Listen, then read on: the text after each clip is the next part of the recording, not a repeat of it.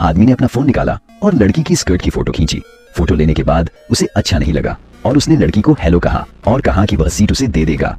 और उसने जो किया उसका मकसद सिर्फ एक अलग एंगल से फोटो लेना था। सफल होने के बाद वह एक तरफ खड़ा हो गया और मजे करने लगा। इसी समय लड़की पास आई।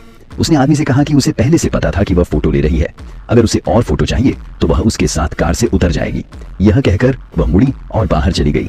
आदमी ने सोचा कि वह लकी है और जल्दी से लड़की के पीछे चला गया। उसे नहीं पता था कि वह जल्द ही अनलकी होने वाला है।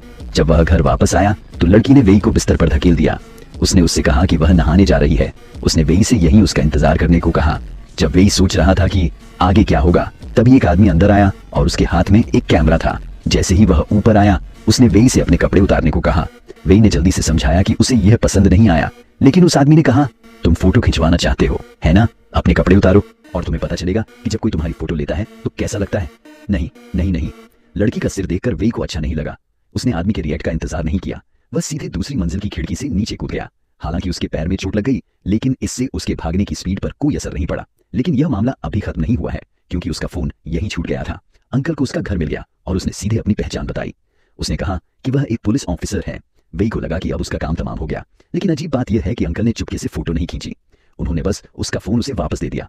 तहजीब के तौर पर वेई की मां ने अंकल को साथ में लंच करने के लिए बुलाया। अंकल का दिल तुरंत मान गया। वेई जानता था कि वह इसे टाल नहीं सकता, इसलिए उसने अंकल को टॉयलेट में बुलाया और पूछा कि वह क्या करना चाहते हैं।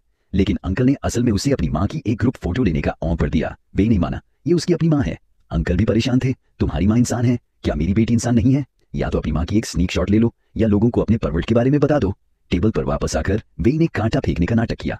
फिर उसने मौका देखकर कांटा उठाया और टेबल के नीचे खोदने लगा। जब उसने स्नीक शॉट की तैयारी के लिए अपना फोन निकाला तो उसका भाई वापस आ गया और उसकी माँ अचानक खड़ी हो गई। इस समय टेबल पर एक और इंसान था। वेई को यह करने में ज्यादा मुश्किल हुई। अंकल की गुस्से वाली आंखों को देखकर वेई दुविधा में पड़ गया। बहुत ज्यादा टेंशन के कारण वह कांपने लगा। उसके सिर पर भी ठंडा पसीना आ रहा था। एक जबरदस्त सोच विचार के बाद उसने आखिरकार अपने माता पिता के सामने अपनी गलती मान ली। मैं बस में सफर कर रहा था और मेरे बगल में एक बहुत ही सुंदर और आकर्षक लड़की थी और वह मेरी बेटी थी। कोई बिगड़ा हुआ आदमी चुपके से उसकी तस्वीरें ले रहा था। तुम क्या बात कर रहे थे? तुम्हारे बेटे की। उसने उसे पकड़ लिया और सबक सिखाया। उसने मेरी बेटी की इज्जत बचाई। ओह, मुझे तुम पर बहुत गर्व है। अंकल ने न सिर्फ वेई के जुर्म का पर्दाफाश किया, बल्कि उसे हीरो भी बनाया और उसे अपना मन बदलने का मौका दिया। जब वे चले गए तो वेई ने अंकल से पूछा कि उन्होंने सच क्यों नहीं बताया। अंकल ने उन्हें बताया क्योंकि उन्होंने देखा कि उन्हें अपनी गलती का एहसास हो गया था। इसके अलावा मैं तुम्हारी जिंदगी में कोई दाग नहीं छोड़ना चाहता और मैं नहीं चाहता कि तुम्हारा परिवार तुम्हारे लिए दुखी हो। यह सुनकर वेई बहुत शर्मिंदा हुआ।